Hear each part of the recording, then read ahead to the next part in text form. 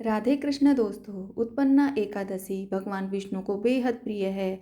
इस दिन देवी एकादशी की उत्पत्ति होने की वजह से यह तिथि श्री हरि की पूजा पाठ के लिए बहुत खास मानी जाती है। विधि विधान से उनकी पूजा करने और व्रत कथा का पाठ करने से आपके सभी कार्य सिद्ध होते हैं और आपको विष्णु भगवान का आशीर्वाद प्राप्त होता है। आइए जानते हैं उत्पन्ना एकादशी की संपूर्ण व्रत कथा।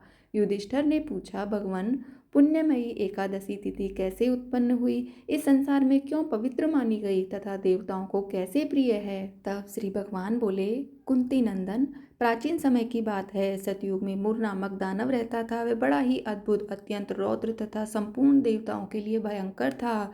उस काल रूपधारी दुरात्मा महासुर ने इंद्र को भी जीत लिया था। संपूर्ण देवता उससे परास्त होकर स्वर्ग से निकाले जा चुके थे और संकित तथा भयभीत होकर पृथ्वी पर विचरा करते थे। एक दिन सब देवता महादेव जी के पास गए। वहां इंद्र ने भगवान शिव के आगे सारा हाल कह सुनाया।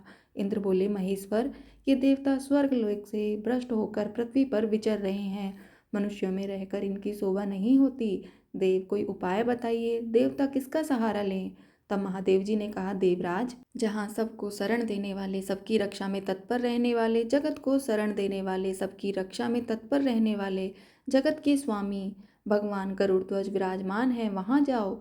वे तुम लोगों की रक्षा करेंगे। भगवान श्री कृष्ण कहते हैं, युधिष्ठिर, महादेव जी की बात सुनकर परम बुद्धिमान देवराज इंद्र संपूर्ण देवताओं के साथ वहां गए।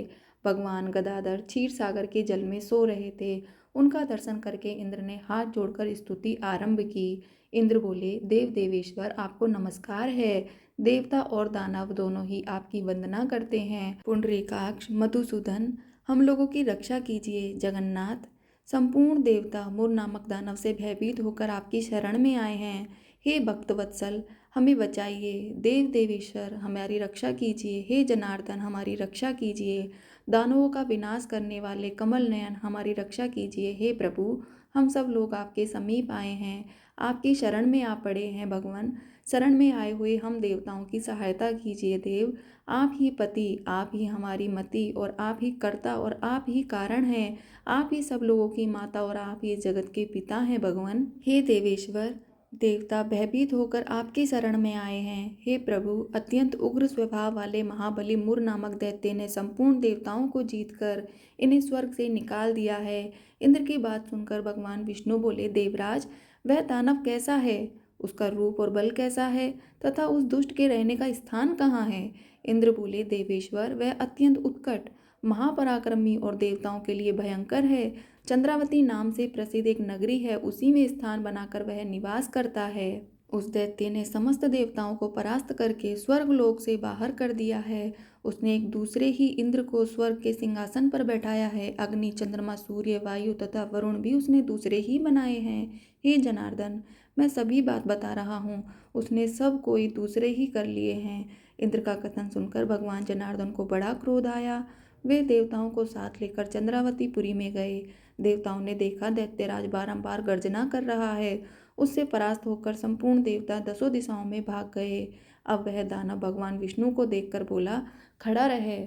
उसकी ललकार सुनकर भगवान के नेत्र क्रोध से लाल हो गए।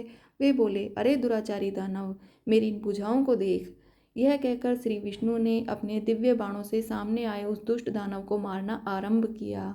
दानव भय से घबरा उठा। तत्पश्चात श्री विष्णु ने दैत्य सेना पर चक्र का प्रहार किया। उससे छिन्न भिन्न होकर सैकड़ों योद्धा मौत के मुख में चले गए। इसके बाद भगवान मधुसूदन बद्रिकाश्रम को चले गए। वहां सिंहावती नाम की गुफा थी जो 12 योजन लंबी थी। उस गुफा में एक ही दरवाजा था। भगवान विष्णु उसी में सो रहे थे। दानव मूर भगवान को मार डालने के उद्देश्य में लगा था। वह उनके पीछे लगा रहा। वहां पहुंचकर उसने भी उसी गुफा में प्रवेश किया। वहां भगवान को सोते देख उसे बड़ा हर्ष हुआ। उसने सोचा, यह दानव को भय देने वाला देवता है, अतः निसंदेह मैं इसे मार डालूंगा। दानव के इस प्रकार विचार करते ही भगवान विष्णु के शरीर से एक कन्या प्रकट हुई जो बड़ी ही रूपवती, सौभाग्यशालिनी तथा दिव्य अस्त्र शस्त्रों से युक्त थी। वह भगवान के तेज के अंश से उत्पन्न हुई थी। उसका बल और पराक्रम महान था। दानवराज मुर ने उस कन्या को देखा। कन्या ने युद्ध का विचार करके दानव के साथ युद्ध के लिए याचना की। युद्ध छिड़ गया। कन्या सब प्रकार की युद्ध कलाओं में निपुण थी। वह मुर नामक महान असुर उसके हुंकार मात्र से राख का ढेर हो गया। दानव के मारे जाने पर भगवान जाग उठे। उन्होंने दानव को धरती पर पड़ा देख पूछा, मेरा यह शत्रु अत्यंत उग्र और भयंकर था, किसने इसका वध किया है? कन्या बोली, स्वामी, आपके ही प्रसाद से मैंने इस महादैत्य का वध किया है। श्री भगवान ने कहा, कल्याणी, तुम्हारे इस कर्म से तीनों लोक के मुनि और देवता आनंदित हुए हैं। अतः तुम्हारे मन में जैसी रुचि हो उसके अनुसार मुझसे कोई वर मांगो। देव दुर्लभ होने पर भी वह वर मैं तुम्हें दूंगा, इसमें तनिक भी संदेह नहीं है। वह कन्या साक्षात एकादशी ही थी। उसने कहा, प्रभु, यदि आप प्रसन्न हैं तो मैं आपकी कृपा से सब तीर्थों में प्रधान, समस्त कष्टों का नाश करने वाली तथा सब प्रकार की सिद्धि देने वाली देवी हूँ। जनार्दन, जो लोग आप में भक्ति रखते हुए मेरे दिन को उपवास करेंगे उन्हें सब प्रकार की सिद्धि प्राप्त हो। हे माधव, जो लोग उपवास, नक्त अथवा एक भुक्त करके मेरे व्रत का पालन करें उन्हें आप धन, धर्म और मोक्ष प्रदान कीजिए। श्री विष्णु बोले, कल्याणी, तुम जो कुछ कहती हो वह सब पूर्ण होगा। एकादशी के समान पापनाशक व्रत दूसरा कोई नहीं है। जय श्री राधे कृष्ण दोस्तों।